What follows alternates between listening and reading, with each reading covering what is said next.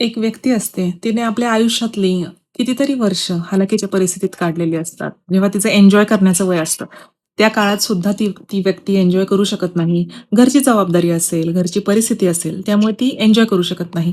नंतर ती व्यक्ती कमवायला लागते, थोडाफार पैसा साठवते. कमवल्यानंतर पण असं नाही, की तिच्या जबाबदाऱ्या एकदम कमी होतात. काही वर्षानंतर, कमवल्यानंतर काही वर्षानंतर जेव्हा ती थोडंफार सेव्हिंग करते, त्यानंतर जेव्हा ती व्यक्ती विचार करते, की मी माझ्या मनासारखं जगेल, मला पाहिजे त्या वस्तू घेईल, मी माझं आयुष्य एन्जॉय करेल.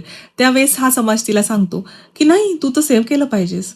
तू तर हे असा खर्च नाही केला पाहिजेस. आम्ही तर बाबा अवास्तव खर्च करतच नाही. तू पण नाही केला पाहिजेस." पण का नाही करायचं त्या व्यक्तीने खर्च? उमेदीच्या काळात आयुष्य जगायला पाहिजे, आयुष्य एन्जॉय करायला पाहिजे.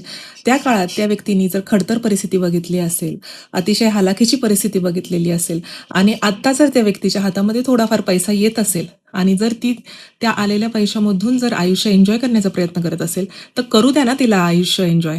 त्या व्यक्तीच्या मागे लागू नका. कारण सगळ्यांचं आयुष्य हे सारखं नसतं. ज्या काळात इतर व्यक्ती आई-वडिलांच्या पैशावर जगत होते, आई-वडिलांच्या पैशावर मौज-मजा करत होते, नवीन कपडे घेत होते, मोबाईल फोन घेत होते, चांगल्या वस्तू घेत होते, आई-वडिलांकडे हट्ट करत होते, तेव्हा त्या व्यक्तीने कुटुंबाची जबाबदारी उचलली होती. आणि मग आता जेव्हा त्या व्यक्तीकडे थोडासा पैसा आलाय किंवा थोडं सेव्हिंग तिने केलंय, तर त्यावेळेस तिला एन्जॉय करू द्या ना आयुष्य.